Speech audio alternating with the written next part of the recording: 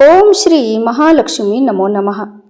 चातुर्मासामध्ये यापैकी कोणताही एक नियम पाळा. भगवान श्री हरी विष्णूंची कृपा प्राप्त होईल आणि तुमची कठीणातली कठीण इच्छा पूर्ण होईल. मित्रांनो, चातुर्मासामध्ये पाळावयाचे 40 नियम आजच्या व्हिडिओमध्ये आपण सविस्तर जाणून घेणार आहोत. तर तुम्ही यातील फक्त एक नियम जरी पाळला तरी भगवान श्री हरी विष्णूंची कृपा प्राप्त होईल आणि अखंड लक्ष्मी तुमच्या घरी नांदेल. पण त्याआधी चॅनलवर नवीन असल्यास चॅनलला सबस्क्राईब अवश्य करा आणि कमेंटमध्ये श्री महालक्ष्मी माता टाईप करायला विसरू नका. आपल्या हिंदू धर्मामध्ये चातुर्मासाला अनन्यसाधारण असं महत्त्व आहे. चातुर्मासाचा प्रारंभ 25 जुलै 2026 शनिवार देवशयनी एकादशीपासून सुरू होत आहे आणि समाप्ती 22 नोव्हेंबर 2026 देवउठणी प्रबोधनी एकादशीला समाप्त होईल. या काळात भगवान विष्णू योगनिद्रेत असल्याचं मानलं जातं. या काळात जप, तप, दान, व्रत, सात्विक आहार आणि इतर नियमांचे पालन करण्याला विशेष महत्त्व दिलं जातं. चातुर्मास म्हणजे हिंदू धर्मशास्त्रानुसार आषाढ शुद्ध एकादशी ते कार्तिक शुद्ध एकादशी या 4 महिन्यांचा काळ असतो आणि यालाच चातुर्मास असेही म्हणतात. चातुर्मास म्हणजे 4 महिने. आषाढाचे 20 दिवस, श्रावण, भाद्रपद, अश्विन हे 3 महिने पूर्ण आणि कार्तिक महिन्याचे पहिले 11 दिवस. सर्वसामान्य लोक चातुर्मासात एखादे व्रत करतात तर काही नियम पाळतात. या काळात हिंदू धर्मात अनेक व्रत, उपासना केल्या जातात. या काळात हिंदू धर्मात वर्णिलेल्या संस्कारांपैकी मुंज, पवित्र संस्कार, विवाह, दीक्षाग्रह, यज्ञ, गृहप्रवेश, भूदान इत्यादी शुभकामे केली जात नाहीत. तर यंदाच्या चातुर्मासात यापैकी एक नियम तुम्ही अवश्य नक्कीच पाळा. नंबर 1. गणपतीला दररोज लाल फूल म्हणजेच तुम्ही जास्वंद देखील म्हणजेच जास्वंदीचं लाल फूल अर्पण करू शकता. हा देखील नियम तुम्ही नियमितपणे करू शकता. नंबर 2. चातुर्मासात 4 महिने दररोज तुळशीसमोर हळदीचे स्वस्तिक काढावे. नंबर 3. चातुर्मासाच्या काळात 4 महिने दररोज महादेवाच्या पिंडीवर दूध आणि दह्याने अभिषेक करावा. नंबर 4. चातुर्मासाच्या काळात 4 महिने दररोज शक्य असल्यास तुळशीसमोर तुपाचा दिवा अवश्य लावावा. नंबर 5. चातुर्मासात काही लोक 4 महिने एकच वेळ जेवण करतात आणि काही जण तामसिक भोजनाचाही त्याग करतात. नंबर 6. चातुर्मासात प्रत्येक मंगळवारी आणि शुक्रवारी एखाद्या सुवासिनी स्त्रीची म्हणजेच सौभाग्यवती स्त्रीची नित्यनेमाने ओटी भरावी. नंबर 7. चातुर्मासात 4 महिने सुंदरकांड, गीता आणि रामायणाचे पठण अवश्य करावे. माणसाच्या जीवनासाठी हे खूपच फायदेशीर आहे आणि पुण्यदायी ठरते. नंबर 8. चातुर्मासात दान करणे हे विशेष शुभ देणारे मानले जाते. या 4 महिन्यात दान करणे जीवन संरक्षण आरोग्यासाठी फायदेशीर आहे. तसेच या काळात पितरांसाठी पिंडदान करणे अतिउत्तम मानले जाते. त्यामुळे पितरांच्या आत्म्याला शांती मिळते. तसेच या महिन्यात केलेली कोणतीही उपासना किंवा साधना लवकर फलप्राप्ती करून देते. नंबर 9. चातुर्मासाच्या या 4 महिन्यात तुम्ही गायत्री मंत्राचा कमीत कमी 108 वेळा जप जरूर करावा.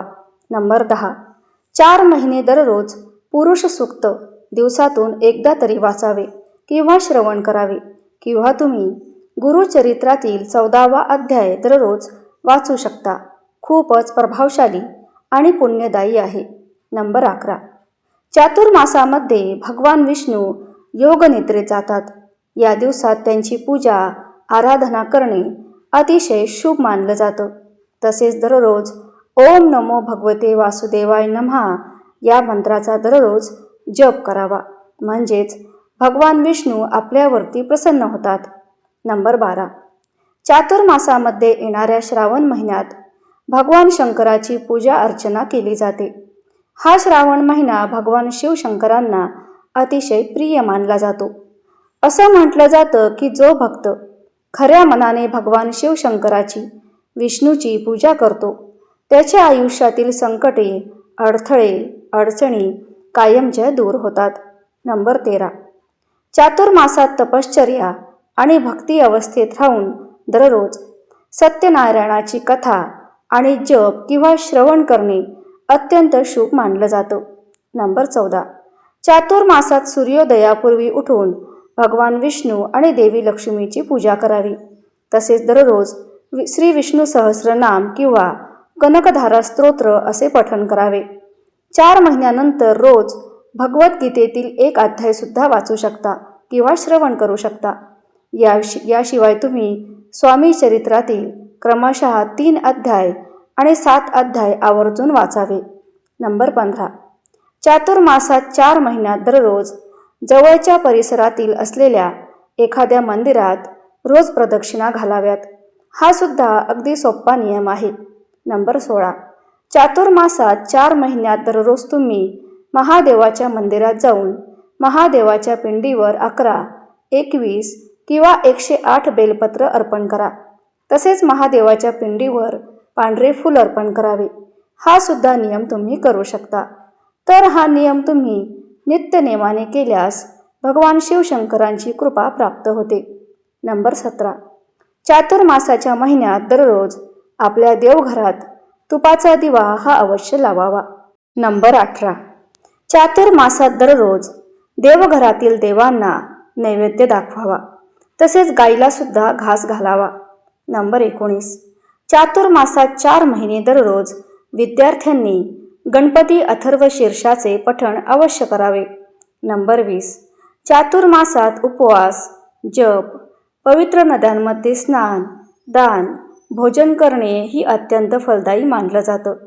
या महिन्यात धार्मिक कार्य केल्याने विशेष फल प्राप्त होते आणि भगवान श्री हरी विष्णूंची कृपा आपल्यावरती सदैव राहते. नंबर 21. चातुर्मासात 4 महिने दररोज श्रीकृष्णाला आणि भगवान श्री हरी विष्णू यांना तुळस अर्पण करावी. नंबर 23. चातुर्मासातील प्रत्येक शुक्रवारी श्री सुक्ताचे 11 वेळा दररोज नित्यनेमाने पठण करावे. नंबर 24. चातुर्मासातील या 4 महिन्यात बेलाच्या झाडाखाली दररोज संध्याकाळी अवश्य दिवा लावावा. बेलपत्राचे झाड हे महादेवाचे रूप आहे आणि म्हणून त्याची अवश्य पूजा करावी. अशा प्रकारे उपासना केल्यास आपल्याला शुभ फळे लवकरच प्राप्त होते. नंबर 25. चातुर्मासात एकच वेळ जेवण करणे हे उत्तम मानले जाते. या 4 महिन्यात तुम्ही जेवढे सात्विक आहार कराल तेवढे चांगले. श्रावणात भाजीपाला, भाद्रपदात दही, अश्विनमध्ये दूध आणि कार्तिक महिन्यात डाळींचा त्याग करावा. या काळात शक्यतो पाण्याचा वापर जास्तीत जास्त करावा. शक्यतो तितके मन भगवंतामध्ये गुंतवून ठेवण्याचा प्रयत्न करावा. नंबर 26. तुम्ही श्रीकृष्णाच्या मूर्तीवर, फोटोवर किंवा जे काही रूप तुमच्याकडे असेल, श्रीकृष्णाचा फोटो असेल किंवा भगवान विष्णूचा असेल किंवा श्री विठ्ठलाचा फोटो असेल तर त्याच्यावर तुम्ही दररोज पारिजातकाची फुले अर्पण करू शकता. अशा पद्धतीने तुमच्याकडून 4 महिन्यामध्ये 1,00,000 पारिजातकाची फुले अर्पण झाली पाहिजे. नंबर 27. श्री हरी विष्णूंना लक्ष तुळशी अर्पण करणे म्हणजे 1,00,000 तुळशीची पानं तुम्ही या 4 महिन्याच्या काळात अर्पण कराल तर या पद्धतीने देखील तुम्ही संकल्प हा घेऊ शकता. नंबर 28.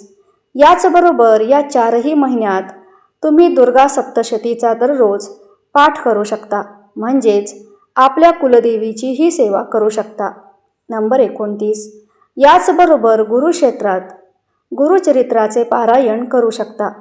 संक्षिप्त गुरुचरित्राचे पारायण करू शकता. नंबर 30. नवनाथ पारायण करू शकता. तुम्ही शिवलीला अमृत ग्रंथाचे पारायण देखील करू शकता किंवा लीला अमृतातील जो 11वा अध्याय आहे याचे सुद्धा तुम्ही दररोज पठण किंवा वाचन करू शकता. नंबर 31. त्याचबरोबर श्री गणेशाला लक्ष दुर्वाचन 1,00,000 दुर्वा तुम्ही गणपती बाप्पांना या 4 महिन्याच्या काळामध्ये अर्पण करा. या पद्धतीचा देखील तुम्ही संकल्प तुम्हाला घेता येईल. नंबर 32. आषाढी एकादशीपासून ते कार्तिकी एकादशीपर्यंत महादेवाला या 4 महिन्यामध्ये 1,00,000 पांढरे फूल अर्पण करतात. म्हणजेच रोज काही असे ठरलेले नाही की रोज 2,000 असं काही नाही.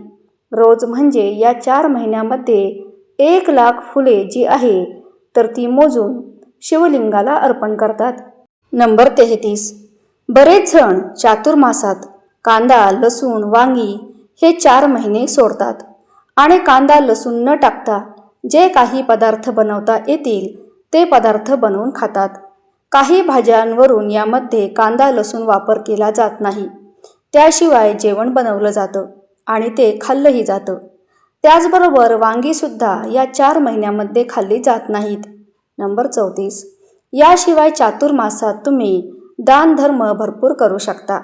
आपल्या पितरांच्या नावे दानधर्म करू शकता किंवा तुम्ही बघा या 4ही महिन्यामध्ये एखादा गरजू गरीब व्यक्ती असेल, एखाद्या मंदिरात रोजच्या रोज त्याला शिधासुद्धा तुम्ही देऊ शकता. नंबर 35. या चातुर्मासामध्ये बाळकृष्णाला जर तुम्ही तुळशीपत्र किंवा मंजुळा अर्पण करण्याची सेवा करत असाल तर तुम्ही गुरुवारी किंवा बुधवारी या सेवेची जी सुरुवात आहे तर ती करू शकता. अगदी चातुर्मासातील कोणत्याही दिवसापासून तुम्ही कोणत्याही व्रताला सुरुवात केली तरीसुद्धा चालू शकतं. नंबर 36. हे 4 महिने भगवान श्री हरी विष्णूंची सर्वात प्रभावी सेवा म्हणजेच विष्णू सहस्रनामाचा दररोज तुम्ही पठण करू शकता किंवा विष्णू सहस्रनामावली म्हणत म्हणत तुम्ही आपल्या देवघरातील बाळकृष्णाची मूर्ती जी आहे तर त्यांना तुळशीपत्र तुम्ही अर्पण करू शकता किंवा पिवळी फुलं जी आहे तर ती देखील अर्पण करू शकता. नंबर 37. याचबरोबर तुम्हाला जे काही पारायण करण्याची इच्छा आहे, जे काही स्तोत्र मंत्र पठण करण्याची इच्छा आहे पण काही अडचणीमुळे काही कारणाने करणं तुम्हाला शक्य झालं नाही तर तुम्ही या काळामध्ये करू शकला नाही तर या चातुर्मासामध्ये संकल्प घेऊन 4 महिने तुम्ही जे आहे तर ती सेवा करू शकता. तसेच संकल्प आषाढी एकादशीला घेणं जमलं नाही तर हरकत नाही. तुम्ही कोणत्याही दिवशी कोणत्याही वारी चातुर्मासामध्ये तुम्ही कोणत्याही सेवेचा संकल्प हा करू शकता. नंबर 38. त्याचबरोबर या 4 महिन्यामध्ये जे व्रत उपवास सेवा केल्या जातात तर त्या करण्याला इतकं जास्त महत्त्व आहे की त्यामुळे या सेवा उपाय केल्या जातात. अशी काही शुभ कार्य आहेत जे चातुर्मासामध्ये केली जात नाही.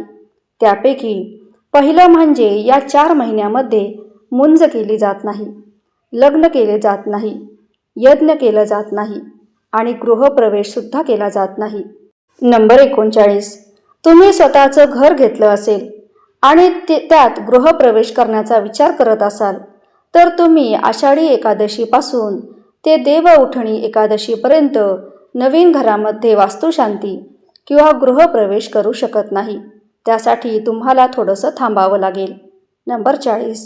अशा प्रकारे चातुर्मासातील या नियमांचं पालन केल्यास आपलं आरोग्य सुधारेल, मानसिक पीडा नाहीशा होईल, सर्व इच्छा आकांक्षा पूर्ण होतील, तसेच सर्व प्रकारच्या पापांचा नाश होईल. अशा प्रकारच्या मानसिक दृढता प्राप्त होते. तसेच आपल्या पूर्वजांचे आशीर्वाद प्राप्त होतात. त्याचबरोबर 4 महिने या प्रकारचे नियमांचे पालन केल्यास भगवान विष्णू व शिव यांची कृपा प्राप्त होते. जीवनात आनंद, सुख, समृद्धी यांची वाढ होते आणि तुमच्या जीवनामध्ये त्याग, समर्पण यांची भावना वाढते.